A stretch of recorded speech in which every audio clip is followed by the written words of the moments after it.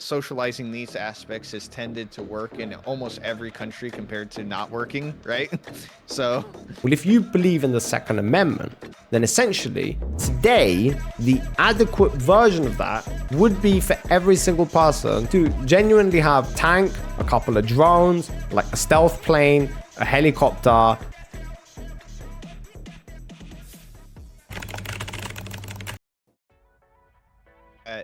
Hello? Hello? Am I in the right place? Is Annika here? You're in the right. I am here. What's up, man? How you doing? Hey, how you doing, brother? Good, man. Good. This other person here is just my brother who's playing Elden Ring with me, so. Seriously? Elden Ring, man. Holy shit. Talk about like, one of the fucking hardest games that could possibly exist. Jesus. I mean, it's not the hardest game to possibly. Really? I would say like Elden Ring. Yeah, I would say Elden Ring's a bit easier than like something like Sekiro. I think Sekiro is a bit harder in the Souls franchise. Okay, I don't know much about Sekiro, but yeah, I can imagine. Yeah, my brother was playing that as well, and yeah, they're really difficult. But Elden Ring has like more cheats than Sekiro, definitely. Yeah.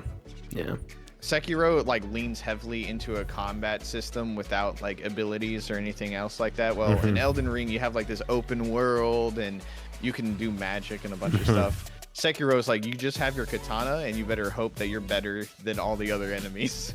Yeah, yeah, fair enough. 2 seconds. I'll just talk into a chat. 2 seconds. Just be right back.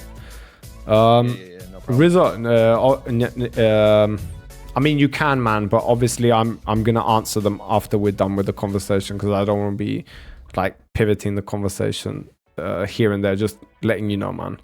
But if you want to keep it for like tomorrow or something, you can. Otherwise, yeah, I will read it once I'm done with the conversation. All right. So I heard you're interested in systems, governance structures, things like this. Yeah. Yeah, so like when I do my political talks instead of gaming, I typically focus on economics because I think that that's the mode of everything. You know, your freedoms come down to how much economics you have, and the quality of life is going to come down to how good the economy is doing and shit like that. So I try to focus on it more than anything else. Yeah, I would definitely think that you're like definitely in the right place. I would 100% agree with that. Relating to the economics, but I would also take that a step further by also saying something like, okay, if we assume that economic structures or economic systems were ultimately a part of a governing structure, so we're talking about some form of like governance or order, and people were involved in the decision-making process, like the most amount of people possible, then inevitably you would end up with an economic structure that the most amount of people think to be the optimal strategy. So the optimal way of doing that. So I would just like to know, at that point, do you still care more about the economic structure, or do you care more about what people regard as the most optimal structure? I'll care what the structure is, because if everybody says it's most optimal to pay 50% of taxes, right? And then you see through, let's just say, a decade of having this system that all of a sudden you are not able to accrue wealth as easily and start new businesses, and this tax 50% tax is, while yes, we have like nice things, like maybe you're going to see some better roads, but you're also seeing more of it being siphoned off to corrupt politicians and stuff like that. And even if it doesn't, it still comes into your economic mobility. You're, a lot less wealthy, so you're not going as much on like trips, and you're not taking as much risks because you can't accrue the capital to take risks. Then I would be like, well, I get that that's what everybody voted for and wanted, but maybe we should reassess that and start pushing people to think otherwise, right? So would you, okay, so the the underlying thing that I'm trying to get to is, where do your values lie? What is like the most important thing? So I'm just trying to skip that, because I don't want you to make you feel like, oh, I'm digging into you, or like I'm poking holes. No, I want you to genuinely understand that it's important to me to understand, like, what is your most valued thing in this thing? So is it the economy itself? Or is it that people benefit from it? Is it like people are free? Oh, people benefiting from it, yeah. People benefiting from it. So if we could theorize that we are choosing the most beneficial outcome, then you would be up for that. No. But so we're talking about weights, right? Yeah. So let's just say that this isn't how it actually breaks down, but let's just say that 45% of me says that it has to be what benefits people, and then the rest is freedom, right? That still puts a big reliance on or vice versa. Like, you could do it either way. Like, maybe I want it to benefit people more. Maybe like that's the 55%, right? And then 45% of it comes down to freedom. That means the freedom, even though it's not the biggest concern, it's still a very big concern. So there's a lot of things I look at once, and freedom is a big aspect, but I don't think it's the biggest aspect. Okay. But it depends how you do a calculation of freedom, because I had a conversation with Legate Lanius where I said that you can take away a freedom to gain a lot more freedom. Yes, I can definitely. Okay. Okay. All right, that's interesting. So while you're saying it can be the majority, but the other, like, even though it's technically a minority, it could even be as high as 49%. So you have a majority 51, the other 49. It's really, really, how do you say, misleading if you were to just say, oh, it's the majority, so that's the only thing I care about. So I get you there. Yeah. So freedom is definitely important to you, as I can tell, as to me too. Which to me, I would probably say it's the opposite. So I value freedom more than I do being beneficial. So even though something might technically not be as beneficial to human beings, I would always choose for human beings to have the right to make that decision for themselves. Because ultimately, the way I like to look at it is, one of the most bland and basic ways of explaining this is, it's something as simple as 2 heads is better than 1. And so the idea would possibly be that while I might think, or I have reasons to believe, that a specific system or structure is the optimal way to go, if now like 90% of the world disagrees with me, my hands are up and I'm going with what the world decides. There are pros and cons to this. So the cons are, well, if you live in a world where everybody's stupid, well, what now? Because, well, maybe only the 10% are intelligent. I'm not saying that's the case. I'm just saying that, well, fuck me. It's like, oh sorry. I don't know if you swear on your stream, but I do. Okay, so yeah, it's like 10% are the intelligent ones, and well, we would probably be better off going with what they think is the thing, because we want it to be more beneficial. So again, I would still go with what the people desire, because if you think about it, even something as bland as money only has value as long as we adhere value to it. Okay, that's the idea or the concept. Obviously, it's backed by assets, it's backed by illiquid and liquid assets, but nonetheless, as long as we all agree to use money, then money is a viable option. And as long as people continue to do that, then that's what it is. But it doesn't mean it's necessarily more beneficial for us to use that instead of, I don't know, insert something else here. So yeah, I would probably choose freedoms over beneficial. Yeah, even if it means the stupid people make it. Even like the way I see it, it depends on how you're like you're talking about freedom. So like, let me give an example of like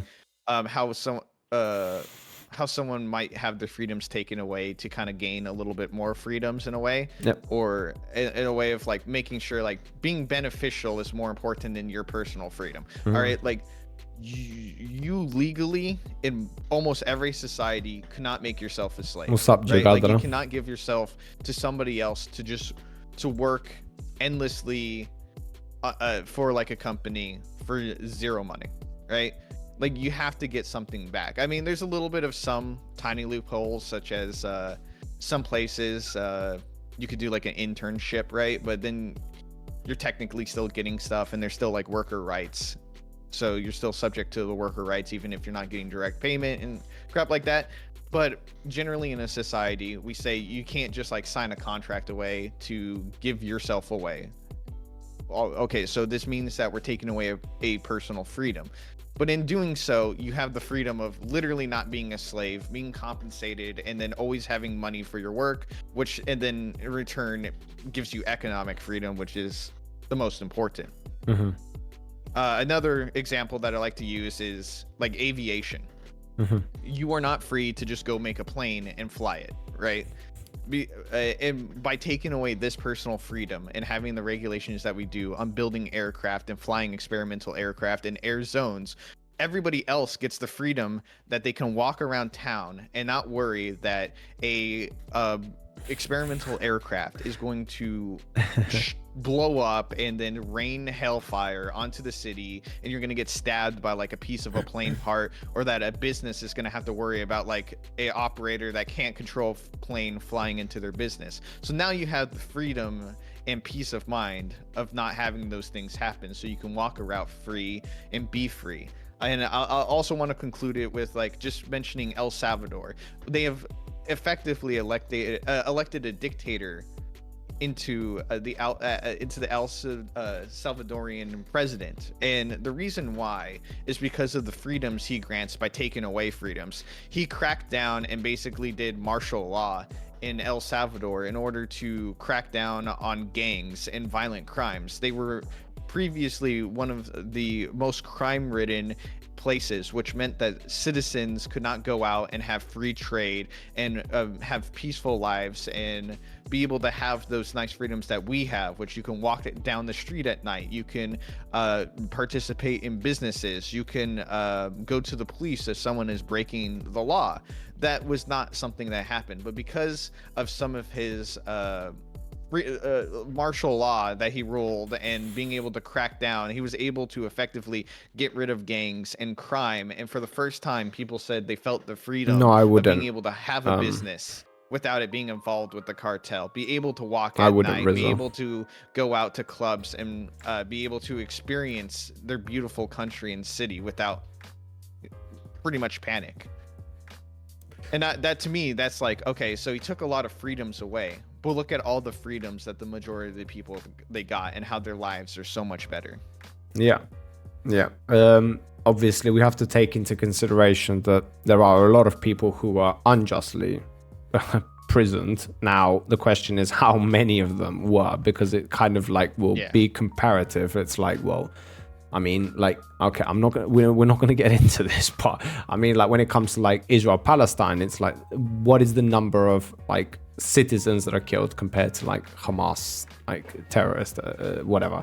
That's like the comparison that needs to be made. As long as the number is like in line with the status quo or like something like that, which, I mean, to be fair, how would you even measure that when it comes to that tyrant? Because even one person to be like sent to jail for the rest of their life, even though they're totally like innocent, you would have to have some type of measurement as good as Israel's to, in that, if we're going to compare them, to be able to attack, like, to make sure you're putting enough, only the right prisoners in there. Otherwise, yeah, as long as it's like, if most of them are like deadly fucking gang members or whatever, then I mean, well, I would definitely trade that off. So yeah, I entirely get what you think. What I would then go on to say is, I genuinely, I might just like to think this, but I do think I have a reason to believe that even though I choose freedoms over like, how would we say, what would the right word? I don't think benefits is security. The right. I would just say security. Security. Okay, so we're choosing freedoms over security. Let me think about it. Is it security? Because that's what we were just mentioning. Yeah. In this one, other things such as order, maybe, or establish, or established order. Okay, the way I look at it is because even though I'm choosing freedoms, I genuinely have a reason to believe that in the long term and the short term, okay, sorry, I can't get both. In the long term, inevitably what's going to end up, you're going to end up at a place where even though you've chosen freedoms, that's inevitably ended you at a place where as long as the more people are involved in the decision-making process, then you are going to have more security and you are going to have more benefits. And I have a reason to believe that. And that's why I choose freedoms. It's not inherently because I value freedoms above everything else. The reason I value freedoms above everything else is because I feel like it's the optimal way to achieve security. Like if we're talking about security, then security. If we're talking about benefits, then benefits. That's the way I look at it. And the reason I look at it that way is because even though we can come to the conclusion, let's not include 9 billion people because we can get lost in the numbers. Let's just say there are 10 people on planet Earth. Now, in one scenario, you've got one person who is intelligent, and you've got 9 people who are stupid. And we can walk it down from that path. And I genuinely have a reason to believe that inevitably what's going to happen, even in that scenario, which is like worst case scenario, where Jesus Christ, you're lost because every decision that is being made is a bad one because everybody's stupid and there's only one intelligent person. When I say intelligent, I mean one person is making the right decisions and the 9 want to make bad decisions. Inevitably, what's going to happen is those 9 people are going to be incentivized to become intelligent. And thus, you're going to end up at a place where everybody is moving in the direction that you want to go, which is going to benefit all 10 of those people eventually. There's a progress and there's a process for that to happen. But nonetheless, I see reasons to believe that it's happening, if that makes sense. I think it's an interesting way of looking at it. It's kind of like a game theory way of looking at things, and I'm very into game theory because I like to use it as a mind experiment for if socialism would work or not. But a problem I do have with socialism. Yeah. Wow. Okay, so are you are you a socialist? I'm definitely socialist leaning. It depends on what economic. I think that macro economy. What are you trying to vote to warp to Stormhill? Where's this? Where are you trying to? Oh, there. Vote there, Orbit, and I'll go. Orbit, vote. Sorry, we're it's all right. Trying to get me to go somewhere. Yeah, so it depends on the economic level. I think that in your communities, your local communities and neighborhood, an ideal system would be something more akin to communism on bigger economic endeavors, and talking about natural resources such as oil. I think so too, boys. I think you're both right. And then some services such as healthcare, education, libraries, national parks, any type of medical transportation, any type of major transportation. Socializing these aspects has tended to work in almost every country compared to not working, right? So and they do it way more effective, and it's very much more cost effective. And then I think on a wider scale, we can still have the a form of capitalism with private enterprise and free market. I just think that a major difference that people like to bring up about socialism and capitalism is about the free market versus a planned market. And I like to say, you never want to leave the things that are important in your life up to chance, right? I wouldn't leave a plane ride up to chance, my healthcare up to chance. The things that actually need to stay around. If you want things to work in life, just going willy-nilly very rarely works, but planning things out and having an effective strategy tends to yield the best results. So it makes sense in life, especially in one that is based off of social cooperation like the one we have now. We can't do anything alone. We have to come together to make things work. That planning out the things that matter the most in our life is great. I don't care if a private corporation makes fidget spinners or a new Xbox or something, but when it comes to ensuring that everybody has like a housing, food, and medical care, I don't see why we wouldn't socialize these aspects of our life. Okay. And hi, Potato King. Potato King's a tanky that just joined in as soon as I went on that rant. Yeah, seriously. Okay. Wait, in your stream, yeah? In your stream, yeah. I can imagine. Yeah. What's up, Potato? Okay, so obviously, not obviously. My first question would be, now, both of us obviously look at the scenario with you gave with the plane, and we're both looking at the same perspective. Not you or I want to fall out of the sky, okay? The only thing is, you're looking at it from the perspective of, if I ultimately get to make the decision, or instead of you, an intelligent person, I can assume, or somebody in a position of power, correct? How would you describe that? Is that specifically you? Is it a person in power? Who do you feel like you can entrust? Get made? No, it's like, just for the example with the plane example, like, who would you... Oh, no, I don't mind you personally being able to make a plane, but it's about regulations. We were talking about taking away freedoms to gain freedoms.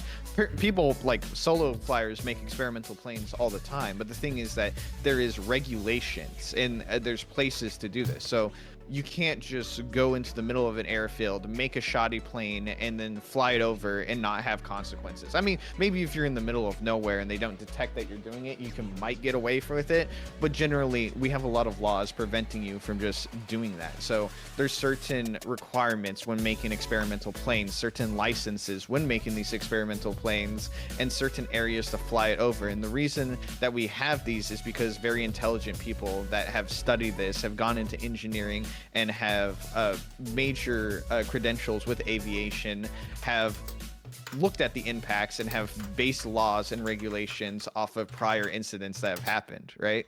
So I think having stuff like that is good. And the people that create the law, obviously they petition to our government, but there's people that knew what they're doing. They don't just go, okay, I know nothing about aviation and I'm going to make the rules. It was people that actually knew about aviation and engineering and flight paths, and were called into hearings that developed these laws. And I think these are good restrictions on your freedoms in order to guarantee that other people have other freedoms. Okay. So what I'm listening to, and you can correct me if you think I'm butchering your explanation, is basically you like the idea that there are people who have credentials, people who have studied their entire lives, devoted their lives to a specific cause or a specific sector of the world.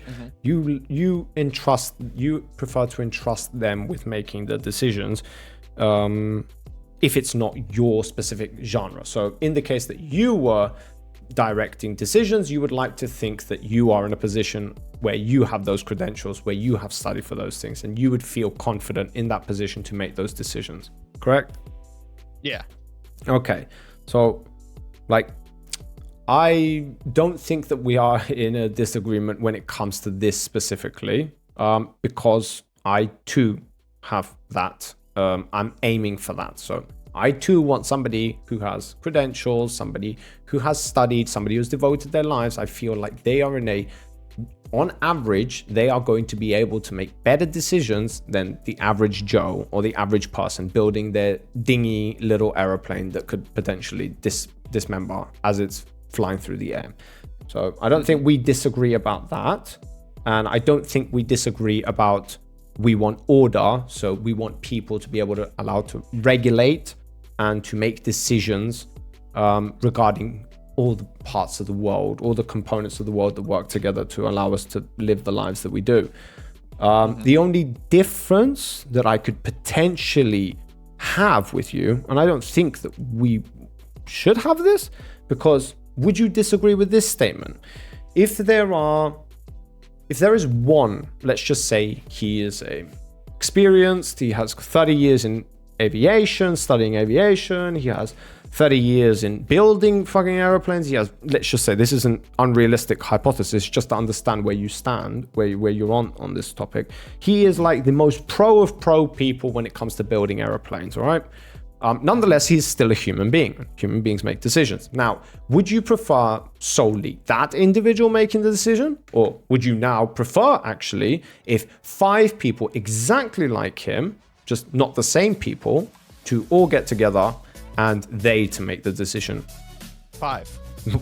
Exactly. Okay, so that's why I'm saying I genuinely don't think we're disagreeing about this, because yes, that's the right answer. I totally and utterly agree with you, because obviously when you've got one human being, 2 heads is better than 1. So that's like the most basic of principles that I would ever come to. I could go into my philosophy of governance and see if we have a disagreement. Yeah, we've got to figure it out where our ultimate disagreement is, because it's not the numbers. I genuinely don't think that you're going to disagree with me about this, because both of us value order and hierarchy and like regulation and stuff. Like, I'm not your anarchist guy. By the way, I don't know most of your takes on this. Yeah. I mean, of course, you've seen me in your chat. I'm really new. Legate just came in and he was like, hey, he's talking about this. I know. I sent him over. Yeah, I sent him over there. He asked me if I wanted, and I said, yeah, go and ask him if it's okay or whatever. I was like, okay. So I'm still like, figuring out where you so stuff like that. So I've only figured this out today. So I'm not the ideology or whatever. The label that is attached to what it is that I genuinely believe, because I've been hashing it out basically half the day today with Rizza in chat, and he's given me a clear understanding and an actual label of what it is and where I fit in. So I fit into direct democracy. Okay, so this is my belief or what I believe in. Direct democracy with a technocratic tendency.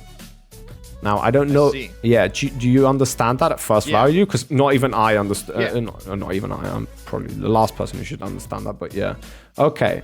So where do you stand then? Just so we see. Okay.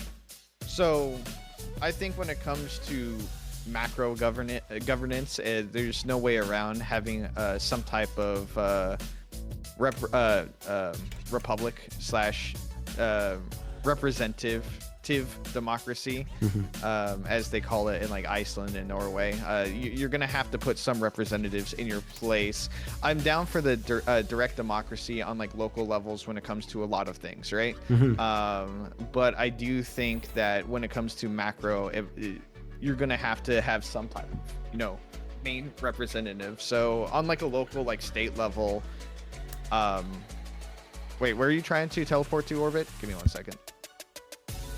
Give me a second. I'm getting attacked by an invader. But yeah. So on a local level, directly like vote in on issues, right, that are not super serious, right? But when it comes to things where you need an appeal to authority and an appeal to like some type of what I would call a natural hierarchy, is one based off of like knowledge, experience, and the ability to make informed decisions, right? And I'm sorry, but everybody isn't going to have an informed decision when it comes to, well, how do we aggregate crop land, and how do we like, should we have this OSHA restriction or not, right? It's just as informed as you can get people. There's no way they can make the most nuanced and informed take on that, and that's where representative democracy comes in, and that's where I think you can get a council. And when it comes to voting in, instead of having this House, Congress, President kind of thing, I believe on local and federal councils that are voted in. The federal council is voted in through your representatives, and the local council is voted in directly by you guys, right? And you would vote in based off of experience in sector of like the economy / society. So you would vote in a sector of agriculture, a sector of medicine, a sector of foreign relations and trade. So it's kind of like that. Okay. I want to understand what the difference is. I think I've got it. I just want to make sure. So what difference do you see? Or what works at the state level but stops to work at the bigger scope? Sorry, could you rephrase that? Okay, so you say you see it working, so direct democracy working on a state level, so on a small level, local level, but you see it failing, ultimately, I can imagine that's where you're going, at a federal level or a national level, or take it even further, a global level. So I want to understand, what is the reason you think it fails? What does it come down to? Knowledge. Just comes down to knowledge. And scope. Oh. Because federal decisions, I think the federal government should be a very limited and very specific, like narrow-sighted thing. Like the federal government should probably have like 20 things that it actually cares about, right? And with those things, I think that they should be so hyper-specific and focused that the nuance and detail is not there for the average like citizen. Okay. And I think the things that it focuses on aren't a thing that necessarily would be like changing your day-to-day life, like altering it completely. It would be things like foreign trade, foreign policy, right? Making sure that humanitarian rights are upheld state by state, dealing with making sure that our money is at least held in some type of like collective trust, you know, just like some bigger things like that, of which just isn't something that necessarily we would be able to be like, okay, now everybody just vote on it like you vote for, right? Even voting for the president is fucked up. It's not even technically a direct democracy with the president, but okay. Brother, you got all the way out there. Shit, let me follow you. Yeah, no worries. Do you, man? Let me know when you're done. No, I'm good. I'm good. I was just letting my brother know that I'm following him. Cool. Okay. But, yeah. Okay, so I just want to make sure of something. When I gave my terminology, ultimately I want to be able to describe this to you in the best way possible for you to understand. All right, so I don't separate decision making by state, or even country. So when I say direct democracy with a technocratic tendency, I'm going to have to keep repeating that so I don't forget it now. I'm genuinely thinking like human beings. Like I'm not looking at Americans, I'm not looking at English, I'm not looking at Iranians or whatever. I'm including everybody in the decision making of every country. Which is probably going to, if you were potentially coming to my side, I feel like this is going to be the thing that pushes you even farther back, but I'm hoping, yeah, I would think so. Yeah, it's obvious, yeah.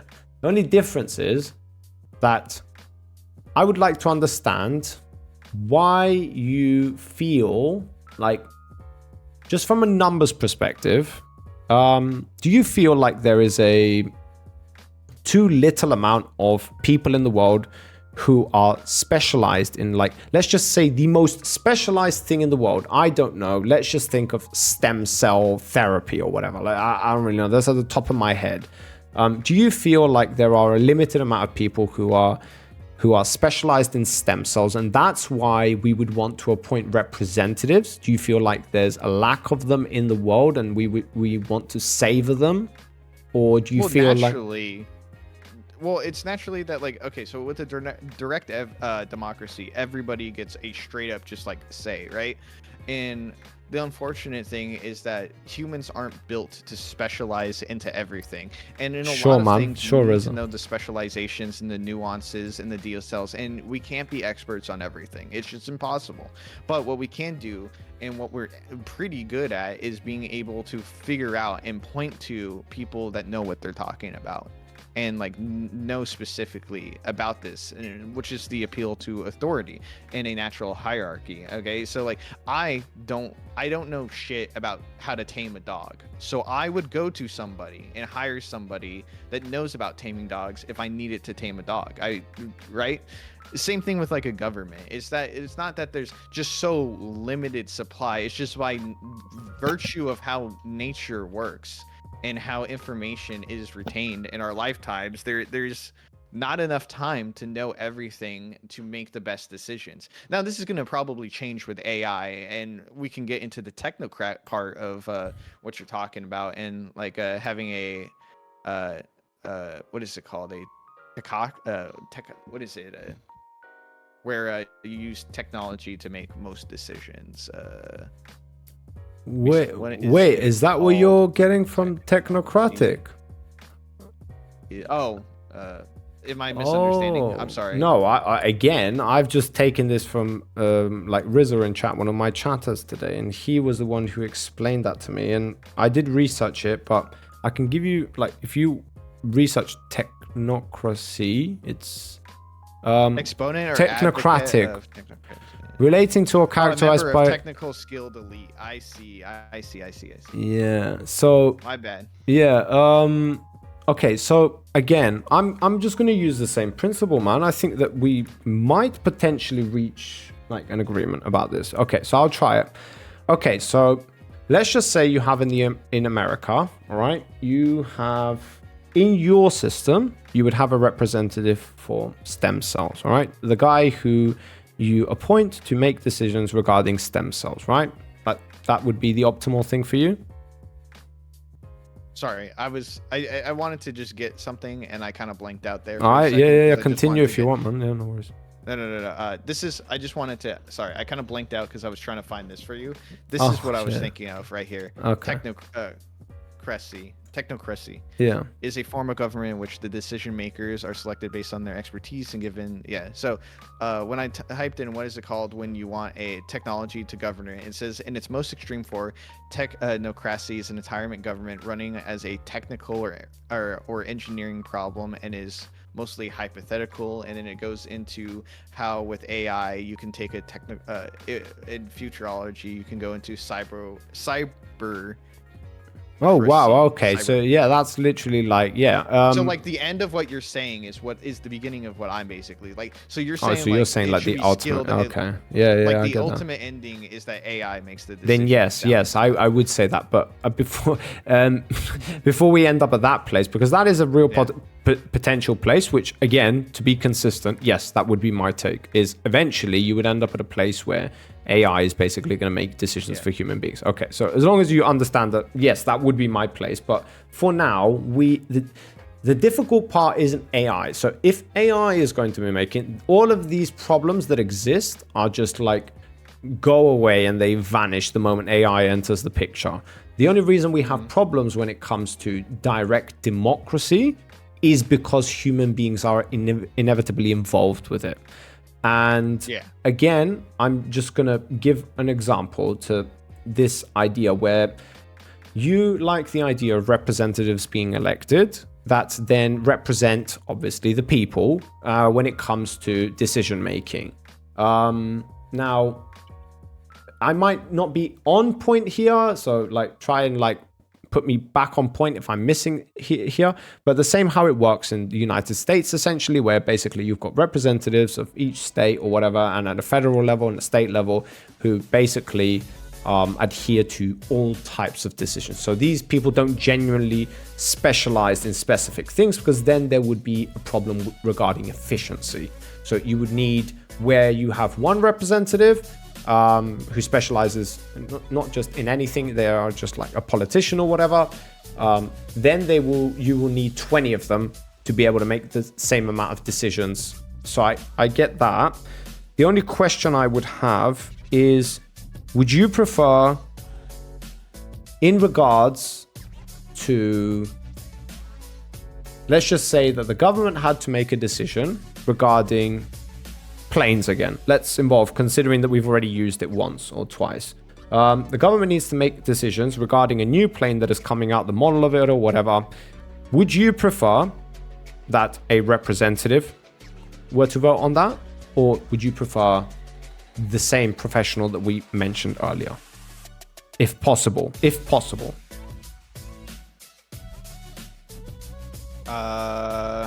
Well, just for that decision. Well, the thing is what I mean when I say representative is we would want the person that expert you're talking about would be like the ideal representative. Exactly. So we're talking about the same thing. Yeah, but the only difference is when we usually, I might be misunderstanding now. If you don't mean this, then obviously we can go to your meaning. But when I'm thinking representative is, as you have in the United States, you have representatives. These representatives are neither skilled in Yeah, but that's not what I want. That's why I put a caveat. Okay. I would be basically making what the presidential cabinet is from what the picking like the Secretary of like State, Agriculture, Education, and stuff like that. That would instead become what our Congress and Senate is, and then that would be voted on to elect people into those positions. So you'd be pretty much electing the cabinet, but I would call it just council. So you would be electing statewide and federal, right? So a federal council would be specifically for federal only issues, and then for state council would be for your local state issues. And the people that you would be elected, instead of it just being I'm going to be your senator, or also Orbit, can you fucking get me out of here, bro? I've been trying to vote my way out of the round table. All right. Also, you need to go get Torrent, please, and then let's and so that way we can talk to Ronnie, because Ronnie's bell isn't in the round table. So the horse. No, yeah, Shangyang, I think that technocratic at its endpoint eventually is like, so we can summon. You're valuing experts making these decisions, then inevitably the biggest form of that is AI. You wouldn't be voting in a willy-nilly like representative. I think so. That was just like popular. You would be voting in specific, so someone could only run for a certain council cabinet position. So you can only run for to be the part of, like, let's just say the agricultural team. So if you're part of the agricultural team, you're not voting and making decisions on what the foreign trade team does or what the educational sector does. So that's the big issue that we have currently with the representative democracy is oh dude, I teleported straight to Ronnie and she's here. Orbit. Hell yeah, bro. My wife. No, she disappeared. No. Why? I'm seppuku. I'm seppukuing right now. She didn't give me the bell by the time you came over. I'm so fucked. No. All right, let's go fight the tree sentinel. Throughout the ages, human beings have gone to war with one another in order to prove that they are righteous in their ways. The consequences of being wrong? Death. Fast forward to the present, and no longer is there a thirst for battle. Instead, we have keyboard warriors and content gladiators like the mighty Hamas Piker and Fuentes Hitlerius, being heavily incentivized to just gaslight the shit out of everyone. No, I don't give a shit about, like, someone being called a cracker, okay? What, people calling me gay because I've never had a girlfriend? If anything, it makes me less gay. As a result, we find ourselves in a place that no longer makes sense. Who or what is right and wrong? What should we believe in? And what should be fought for? That is why I created Debate Deathmatch. 3 judges, 2 competitors, 1 topic. No, because you're fucking retarded, my guy. Never mind, I'm stupid. You are stupid. You're an idiot. Yes, you realized it. Thank God. Bro, sometimes you just have to fucking get out of it. Just think outside the box and just do it, man. No, I'm still talking. Yes, thanks to fucking capitalism. Fucking dumbasses. Who even told you to fucking talk in life? Shut your mouth. The winner walks away with the spoils of war, ready for the next matchup, and the loser goes back to the drawing board empty-handed. More importantly though, a record is made, and anyone who dares challenge it will first have to prove themselves worthy. Won't die. Anyway, I hope you get what I'm saying. I'm sorry for all the interruptions. No, it's fine, man. Don't worry about it. Okay. But, okay, so what I would say to that is, all right. Now, my question would be, what if you could have, instead of, let's just say your number is at 3, like, members, or I don't know how you want to call them, representatives within the house, or whatever you are describing it as, voting on agriculture, you now can have 30. Which one do you prefer? They're all equally matched. Get a little bit complicated. They're all equally matched. Well, this is the problem. Obviously, you want as much people making decisions as possible, but when it comes to like voting systems and coming up with legislation, have you heard the term "too many cooks in the kitchen"? Yeah, of course.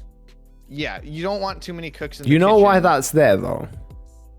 I've worked as a cook. I know why that rule is there. It's because if you have too many people, Yep. right, trying to do something, it becomes inefficient and it doesn't get done properly. Yeah. Okay, so now we're getting down to the root cause of the problem, which is inefficiency. All right, because eventually that's where I end up as well. Now, the answer that I have for inefficiency is the technocratic side to that. Now, I'm going to need to expand on that a little bit in order for us to understand each other, what I mean by a technocratic tendency, because neither you or me are ever going to argue that 30 is worse than 3. Now, you could, under the circumstance that things become less efficient and somehow these people are getting in the way of each other. Now, if there is a way for these people to vote and that vote to not get in the way of each other, then no longer do you have the too many chefs in the kitchen as a problem. Because the reason why too many chefs in the kitchen is a problem is because you need an order. And again, the chef is the chef. There is no above chef. There is the chef, there is the sous chef, there is the helpers, there are the people who cut the vegetables. Like, everybody has their roles in that place. Now, what if you could have 30 chefs, but they're not in the way of each other. They debate, whatever. They have conversations about what the menu should look like, what they should be cooking, and that type of stuff. Obviously, we're not going to disagree that they're going to come to a better decision than the 3 who were previously making decisions, which when we are talking about voting, that is the only thing we are talking about here. There is no overlap. They're colliding. It's a voting process. And so from the 30, 10, 15, 20 are going to vote in favor and 10 are going to vote against. There's no overlap there or for them to get in between each other. So we don't inherently disagree about more is better. I don't think so. I think we can move past that. The biggest question, if I'm wrong, you can tell me. If you think that it still is a problem, then obviously we can go more into that. But otherwise, the answer to the inefficiency part to it, because yes, you're right. If we snap our fingers tomorrow and say, hey, everybody in the world, you now need to be included in the decision-making process. Well, previously we had 1,000 people included in the process, and we were already taking, let's just say, 2 weeks to pass a bill. Well, now if we need to include 9 billion people in the process, guess what? We need to times that by what? 9,000 times? Yeah, it's a disaster.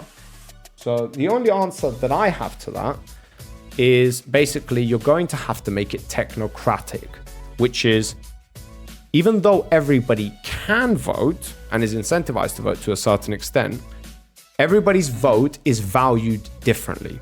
So this is where the chef's value, the value of the chef's vote when it comes to cooking is now admired more than that of the waiters, because they're the one who have more knowledge about, and I think you value this the same way. You value having a skill set, you value having an education, you value studying about the topic and being part of that all your life.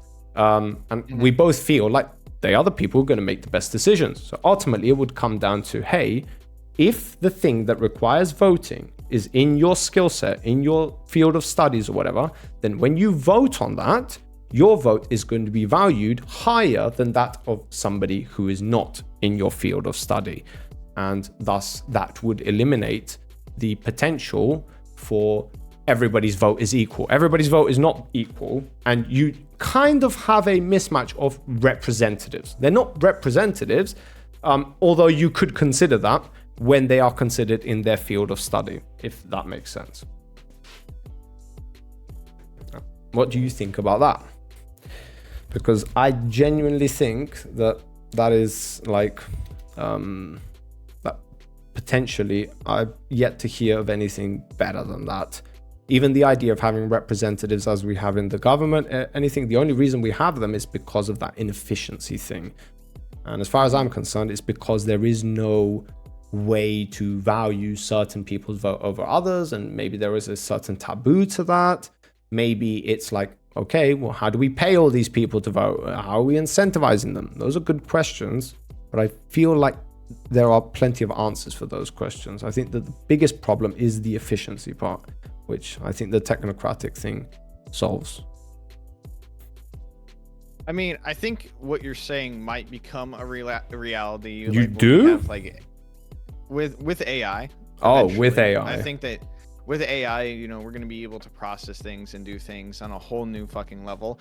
I think currently, though, I don't like the everybody has a vote on specific issues that they have no fucking idea what they're talking about. And I think that the only efficient way to do it that's realistic, because you can't just be like, it's going to be so hard to like judge, well, who has the qualifications and what percentage are we going to adhere to that. And maybe like they have the knowledge, but they don't have the moral value, right? And then like, how are we going to counteract all of this? And I don't see that problem when it comes to electing in representatives. Now, we can't elect in 30 representatives, because then 30, like, you know, how many votes are we gonna fucking have, right? All right, vote in 30 people for this cabinet, and let's just say there's gonna be like 20 separate like cabinets to a council. Then you're gonna be fucking, you know, 30 times 20.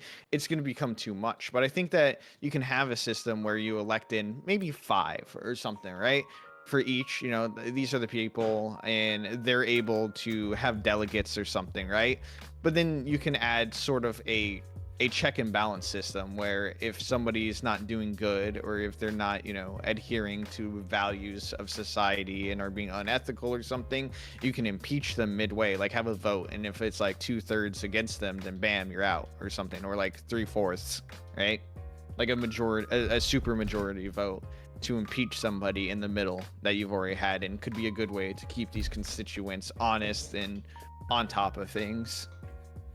Okay. But I still see this as the only way currently. I don't like the everybody gets a direct vote on an issue, such as like how are we going to let's just say partition land for crop growth, right? You could try to educate people, and it's good, and I think people should at least try to be educated in it. But I just still am very iffy about, okay, well, now everybody gets a vote, and then we're going to somehow try to make sure that everybody has a different percentage or weight to their vote and stuff like that. Like, if you're an expert, like, it'll be like 10 times more weighted in your favor or something. But then who is an expert? And then also, these experts, what if they are morally dubious? Like, a lot of people are against gain of function, but, like, what if they're for gain of function? Now their vote weighs like way more than ours on a moral issue that isn't necessarily about like the technical like nitty-gritty of things. So I still like the representative democracy side of this issue. Okay. All right. So if we're going to theorize for these things, we obviously have to be generous when it comes to our observations, that if it's realistic, if it's possible, then we should theorize that it will happen. Just because, again, theory can only be as good as theory. When it comes to practice, problems are going to arise. Nobody's arguing that. So the argument that, first of all, how do we know they are intelligent enough or skilled enough? Or I think there is an obvious answer to that. Obviously, considering we are valuing when it comes to things like credentials and what they have studied, we would probably look at, do they have any credentials? If they do have credentials, we will take them into consideration. If they don't have credentials, that will also be taken into consideration and looked at from a broader perspective compared to everything else that they have. So those can be things like, how many years of experience do you have in this field? How much have you studied about this thing? There could be a test to understand where you are going to be ranked in this. Are you extremely advanced? Are you a little bit advanced? You can imagine that if we are including everybody's decision in the world regarding even the smallest problems, well, you can understand that this is going to be quite an intense I don't even want everybody in the world. I know you don't. The only I definitely. the only reason I want, because again, while I might not like in general the perspective of the views of somebody from a country, I'm just going to say it, from a Muslim country, because they adhere to Sharia law. It's not because they're Muslim, it's because they adhere to Sharia law. Well, guess what? There are a lot of scientists there. There are a lot of teachers there. There are a lot of professors there. There are a lot of those kinds of people who are also going to adhere to those same tests and those same profiling processes, okay? And the idea is, well, as long as we can get more people involved in this, if there was a way to avoid the decision making and just like come to a decision that encompasses everybody's what everybody wants and what everybody needs and then what everybody wants, then we would just skip to that. We can't do that though. There needs to be a decision making process. At the moment, we have representatives who are elected, like you've got the Minister of Health, Minister of Education, Minister of this and that. You're talking about singular entities who will probably have a team of 5 members who are basically, at the end of the day, on a state level, saying now, on a federal level, it might be up to 20 individuals who are representing an entire nation of 330 million people regarding what is going to happen with education, agriculture, and all the parts of the economy. Now, No. They wouldn't make the. No, they're the ones that draft policy and make the bills. They're not the ones that have the say all be all, as in like this is the final say, as in okay, I voted you in, now you get to just do whatever you like. It's you vote in the people that suggest and draft up the laws, the policy, and the suggestions and the way to go. And then who vote yes or no? Constituents, you would afterwards. Well, people. But they're the ones that come up with the policy. So like, I'm not trusting because this is something different you and I to come up with policy. I'm trusting us to elect representatives to draft up laws, legislation, and stuff like that, and that to be a direct vote when it comes to statewide. Now, federal, I've kind of played with the different things, and I don't necessarily think we disagree. Did I even go over? I don't think I did, about what should be voted on. That doesn't seem like a question we've, engaged in. It's a good question, which is like, okay, well, is there a difference in how we, choose the topics that should be put to a vote? Yeah. Your answer is the members of the House or the Congress or whatever, they're the ones who get to decide what bills should be passed. They're the ones that draft a lot. So how did they get those, like, let's just say they get 5 of them and they choose, okay, we're going to choose 3 of these to pass, like that's how it goes? Okay, so this is how it would basically, how I imagine an ideal system going forward, unless if like it's hard for me to talk about like what AI will do, so I try not to don't just as you want. Just as life is right now. I kind of holy fuck, that fucking pissed me off. Sorry, this game.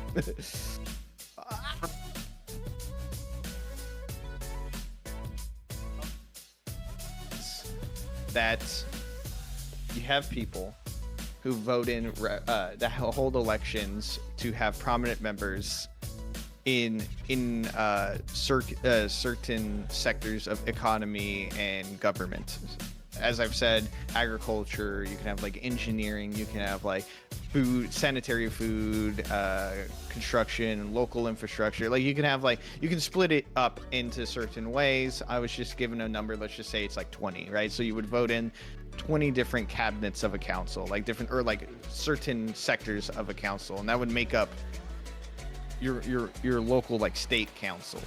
And so then polls would be done of, hey, what is a problem that needs addressing? Oh, okay, so housing is unaffordable. So then they, the people that you have voted in who have built up these cabinets, right? So you elected in 5 people. They might bring in like more experts and stuff like, hey, we're going to interview these scientists. We're going to like talk to these people. Where are you trying to go, Orbit? I keep on seeing it flash on for 5 seconds and it won't tell me where you're voting for. Lake South? I don't see that. Where is it?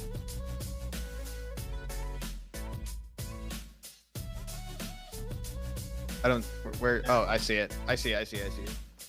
Alrighty, yeah, so anyway, back to that, is that, so, problem, housing, okay, cool. Now the people that built up these cabinets that we voted for, who have like consulted experts and are also experts themselves, they come with a solution. Okay, so we are writing a bill, and this is the bill that we would like to pass. Annika is talking measures of it. It's going to be, let's just say we're going to dedicate this amount of government land to building small, like 300 or 400 like square foot micro apartments that are going to be rented out at no profit, just like baseline maintenance level cost. And you're gonna, okay, and then that would go back to a poll of is this something that you would like to like, so they drafted that up, and that's what like the council has kind of proposed. Now the state votes on it and is like, all right, do we like this or not? And that's how I see a democracy system working currently. Okay, so step 1, problem arises in public. Step 2, public make sure that representatives are aware of it. Yeah, and this could be through we already kind of do it where like you host meetings and stuff like that to address it. Yeah. Step 3, obviously representatives write it up. Step 4, representatives choose the most relevant topics. Step 5, they put it in for a vote. Step 6, the vote passes. And step 7, obviously, they enact upon the decision. Yeah, and then they enact it. Okay, that's fine. All right, so obviously we run into certain problems that we already run into when it comes to even things like today in America, which is like lobbying. Okay, so first of all, whose problems are we going to prioritize over whose? So we know that this is like one of the most fundamental basic problems of like even things like gerrymandering, example, when it comes to like voting or whatever. Even in America, like the most sophisticated version of like voting, like you guys have this like real like thought out filtered process to basically make sure that while you're still considering people's votes, you've also got a filtering out method. Anyway, hi Aristotle, by the way, sorry. Yeah. So considering that that's the case, the whole reason why I lean more towards this side, which I'm on, which is direct democracy, not just at a state level, but also a federal and an international level eventually. Obviously, it's a process. It's not going to start there. It's going to start at a state level, then go to federal and then international eventually, is because of these problems. Now, as far as I'm concerned, the biggest problem that I see is countries at whether it's a federal or a state level, less so at a state level, more so at a federal level, make decisions that the public do not want. Okay. Now, again, we have to put it into perspective that you're never going to please 100% of the public. That's never going to be the case. Now, as long as the number is close enough to say, or the closest the number could possibly be to 100%, that is where you optimally want to be. Because at least then you are making the decisions that the people and everybody included in the country who are going to also suffer the consequences of the decision made and reap the rewards of the decisions made. So including everybody, not specifically about the decision making, just they're going to be included regardless whether they made the decision or didn't make the decision. They're going to suffer the consequences or reap the rewards. And as far as I'm concerned, we see so many problems around the world from this exact thing. Now, am I comparing it to fucking Islam country? No, I'm not. I might compare it to North Korea. Of course not. China? No. Yeah. Okay. Yeah, I know you have answers. My answer, though, I feel like it encompasses like most of these problems by basically saying, okay, well, if we have these problems and now we include more people into the decision-making process, then now nobody can complain anymore. At least they are making decisions about these things. The difficult part is, how do you make that happen? And which, again, but I don't believe in mob rule, which, like, so you have a representative democracy counteracts mob rule, and direct democracy can overturn republic to get rid of like having a pseudo oligarch, and then you have a constitution that overwrites both the direct democracy and the representative democracy, because you can't fucking just change a constitution, right? So like we have wait checks and balance systems. Can you not just let's be honest now? Is the constitution, at the end of the day, it is a piece of paper, just like our laws, just like everything else, and as long as we adhere to them and we agree to them and value them and understand that we should still have them and keep them, then they will remain in place. But let's be honest, they don't have this sacred barrier that prevents them from ever being broken. Do we acknowledge that, right? Really hard. Okay. It's really fucking hard. Like in America, you couldn't direct democracy get rid of a constitution, but also you couldn't just use the republic to get rid of it either. That's what makes it very tricky. Because trust me, they have tried. They have fucking tried. Yeah. I honestly, at this point, do think that the Constitution's in a gridlock where it'll never be added to and it will never be taken away from anymore. Like at the point that we're at, because of how. And I think, while I think it should be easy to add to a Constitution, I think it should be almost impossible to remove from a Really? Constitution. Okay. Yeah. I'm not against the Constitution by any means of the imagination, but my thing though is, while people will talk fondly of the Constitution, I understand why that is. Essentially, what the Constitution is laws that are built behind barriers, okay? While laws might be able to be changed, not easily, they have a process that is required in order to change laws. Obviously, things can happen throughout the world, and that could change the perspective of the judge, and they can put a vote forward to basically change laws. The same but difficult process happens in order to change a constitution. At the end of the day, like, they can change, they have changed before. And when we say change, it doesn't necessarily mean remove it. You could inherently change it entirely by not removing it, but just changing it. So again, I just want, if we're going to be good faith, we've got to acknowledge that, because I love the fact that you guys. I'm not saying it's in something that is impossible to change. I'm saying it acts as a check, because you couldn't just remove it by democracy alone, and you couldn't remove it by a republic alone. It takes a huge movement in order to change the Constitution, which is what I love about the Constitution. Why, man? If you mind me asking, do you mind explain to me what because was it the prevents mob rule. A good example is I'm an advocate of gun rights. I think that all rights come from self-protection and self-preservation. I think that you do not have rights if you cannot enforce it via force. I think you guys need tanks. Yeah, so I'm even more than you. Yeah, if you have gun laws, you should have tank laws nowadays. And under your system, we would basically have no guns, because mob rule and the general sentiment in the U.S. has been twisted so far in favor of getting rid of guns that the push to get rid of guns has been just numerous, both from just the general population. If it were put up to just a purely democratic vote, it would be gone. And also the fact that every time that the Democrats who are anti-gun have taken office and have tried to get rid of it, as in, so they have the republic is in their favor, and the things that go through the system would be in the Democratic Party's favor, have been almost impossible to remove the Second Amendment rights that we have. There's an important note here. there's an important note here though, because while you are referring to mob rule, now the idea of mob rule is as long as you are the majority. Also, hi Nikki, thank you for the raid. Sorry. As long as you are the majority in numbers, then you win. That's essentially what the mob rule states. As long as you have 51% of people putting the vote forward, then essentially you're going to end up at a place where the gun laws get removed.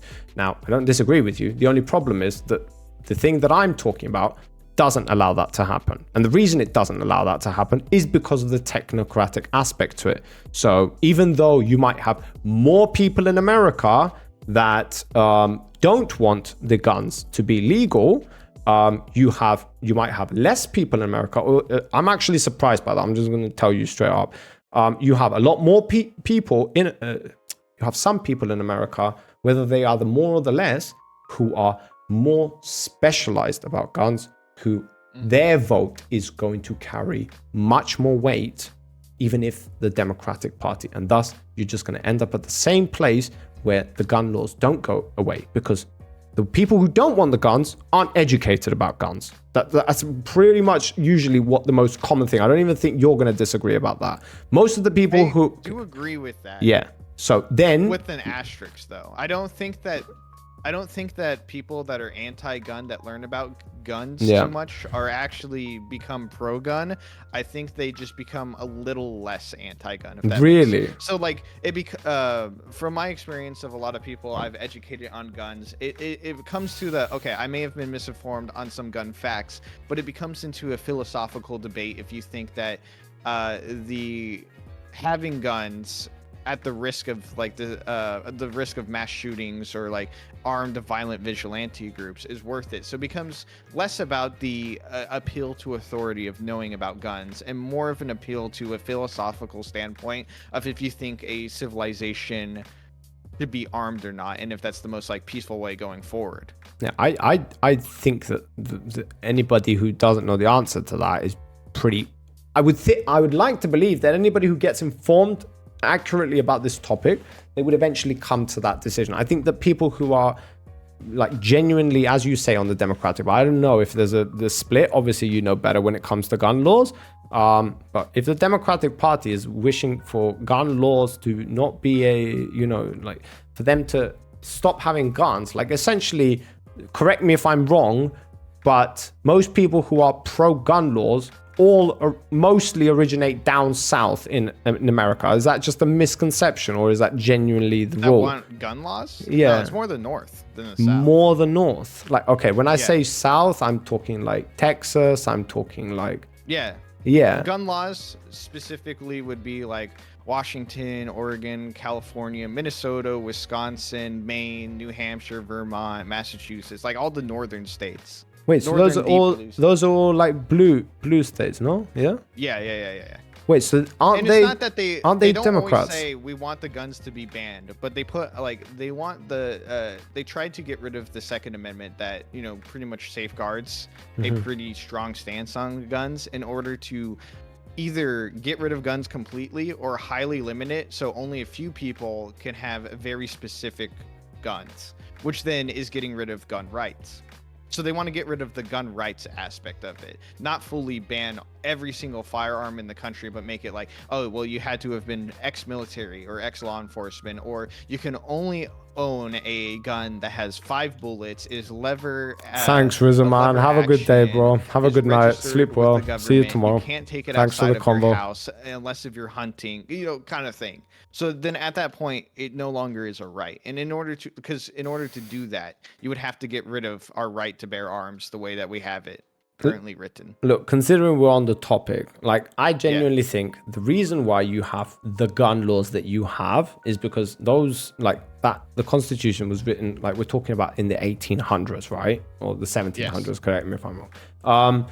So basically at that time, like guns were the shit. They were like the best of the best type of weapon that you could possibly have, except for like cannons. All right, we're talking like like you've got gun or you've got cannon. That's about it. And so they are like the premium of the premium. So this is why I have the take that I have, where it's like, okay, well, if you believe in the Second Amendment, then essentially today, the adequate version of that would be for every single person who believes in this thing to genuinely have, I don't know, whether it's a tank, a couple of drones, like a stealth plane, a helicopter, like a fucking, what do you call them? Like a Raptor, a helicopter in your backyard. Like that would be the equivalent, because that's what you're up against. Considering that you have a tyrannical state that rises up against you, you're going to have to defend yourselves. Well, good luck defending yourselves from tanks, fucking jet planes, F-16s and whatnot, like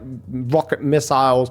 Like you're talking about one of the most advanced fucking military in the world. So good luck going up against them with your shitty little ARs. Sorry, I'm going to shit on them at this point, because that's the end conclusion you come to. It's a bit of a side point that we went down this tangent, but I genuinely have an interest for the Second Amendment. And yeah, I'm saying that, yeah, if you guys really believe in your Second Amendment, that's what you should be advocating for, because that's what's the requirement, except nobody does it because it seems fucking insane that you would genuinely have any of that shit. But I mean, if you do believe in that and you are scared of a rising up fucking tyrannical force, that's what you would be required to fight back. But apart from that, technically you can. Hold on, real quick. I'm making lunch real quick, so I'm not gonna butt in for the whole conversation here, because I know you guys are talking about larger things than guns.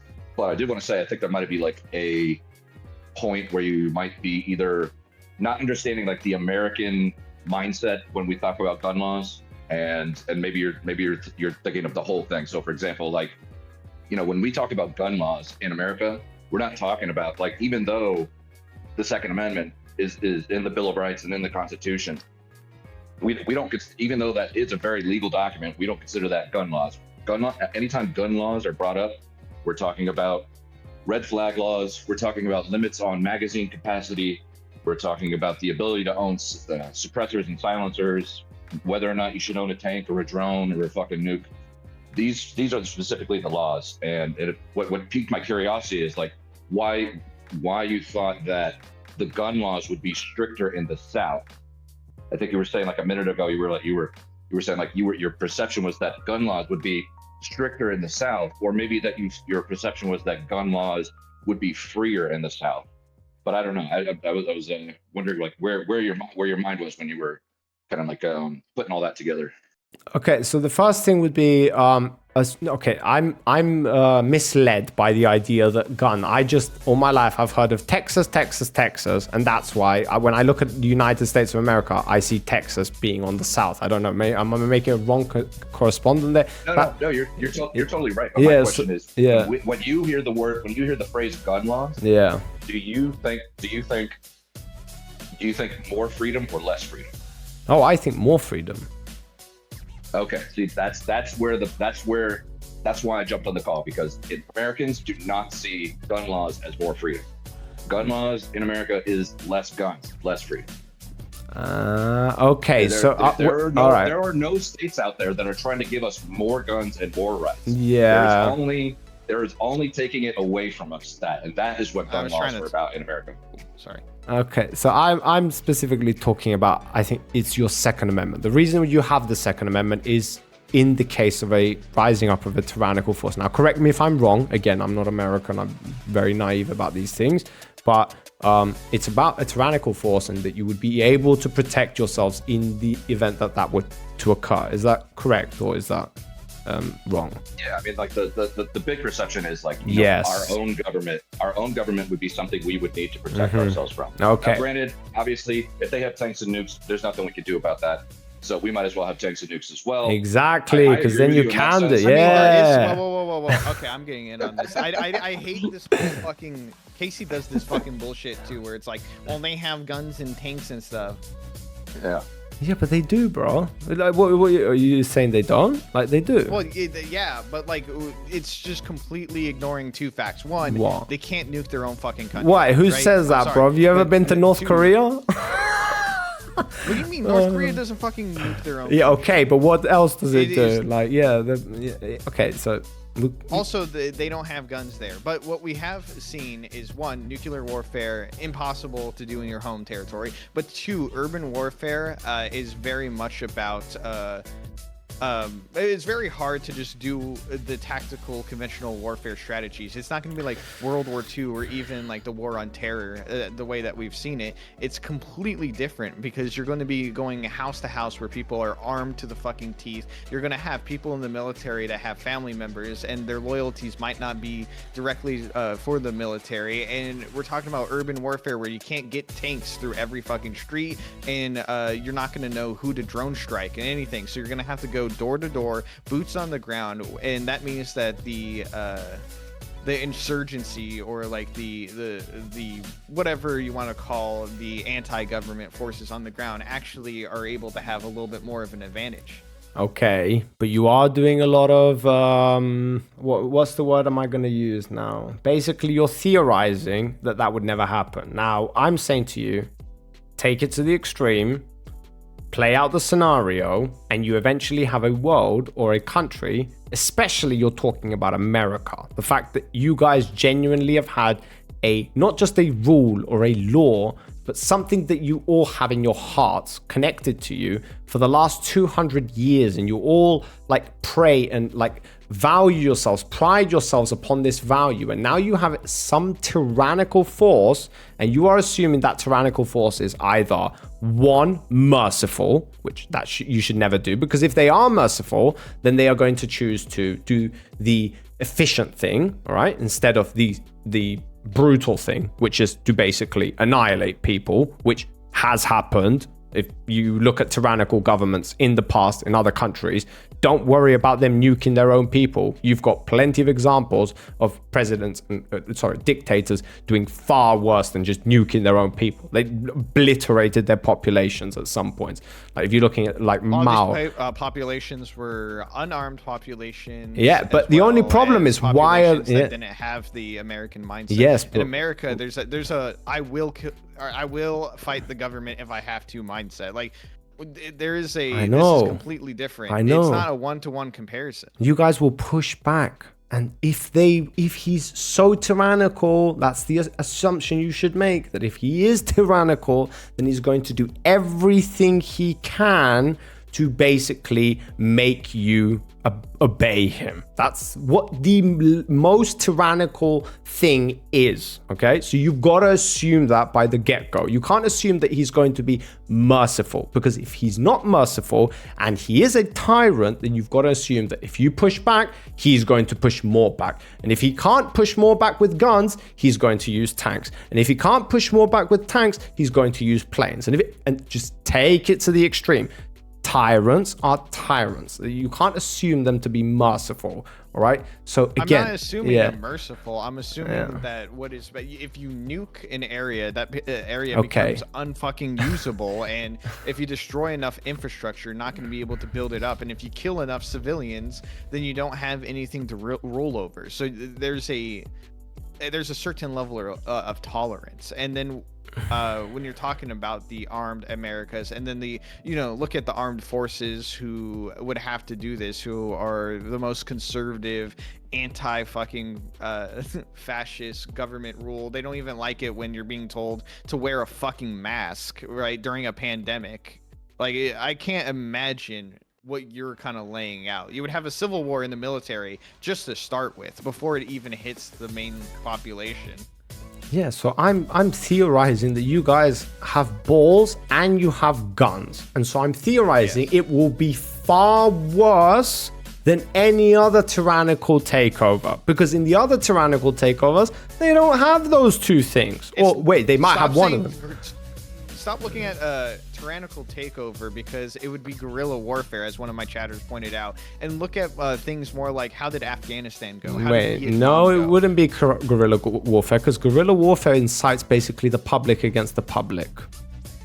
There's nobody who's going to guerrilla warfare. What are you talking about? It's a warfare tactic. It's not who is fighting who. It's a tactic. That's usually the commonality that is associated with it. You're not talking about military, you're not talking about states, you're not talking about the government. It was the US military versus a lot of the Viet Cong.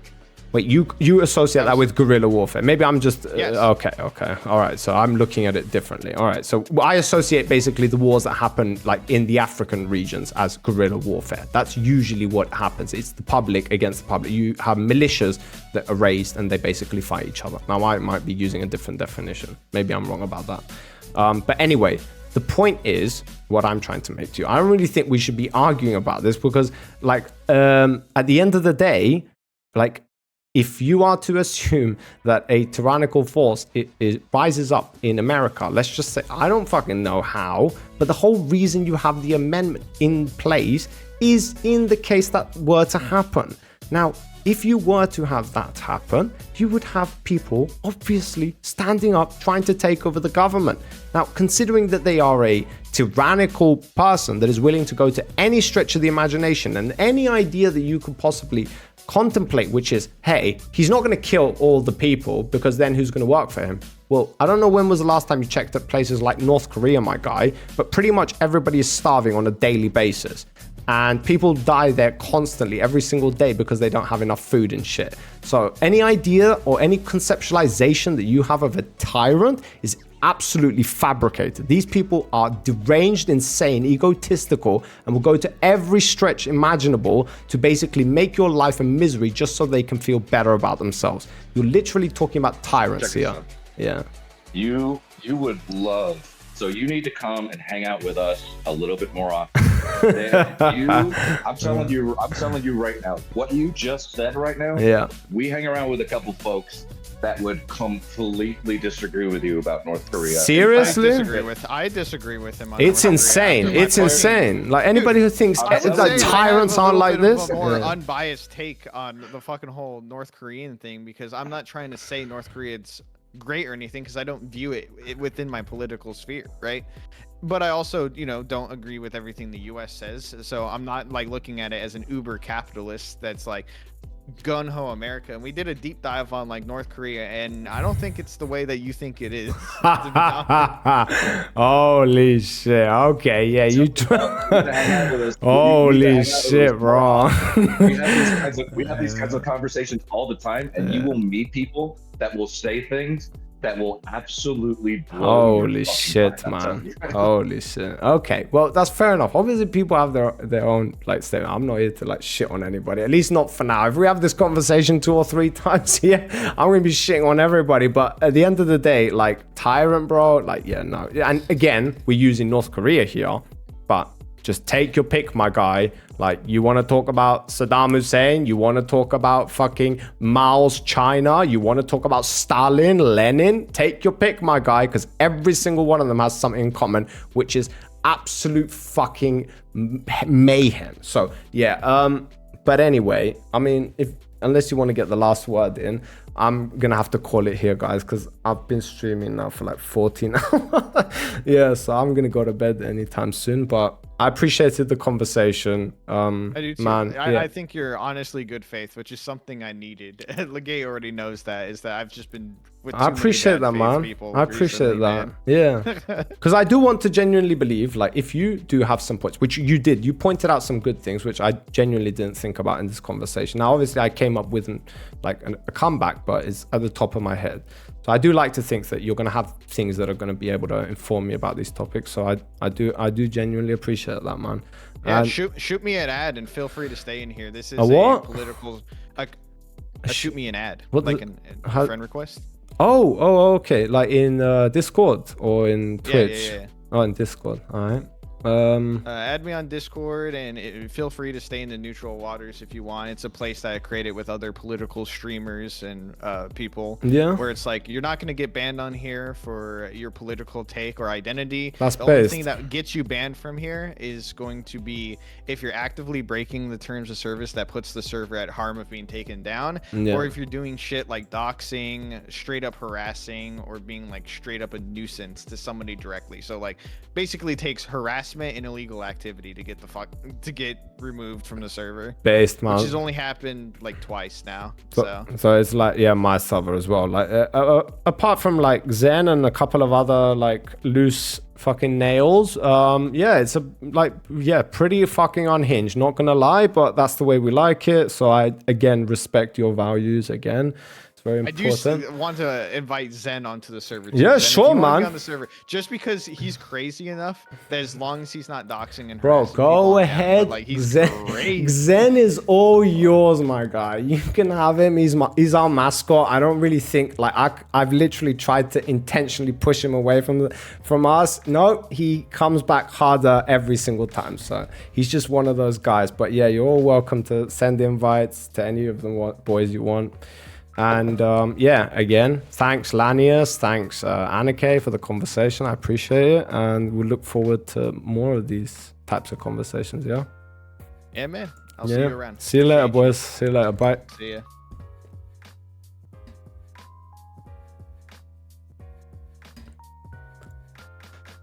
Right, boys.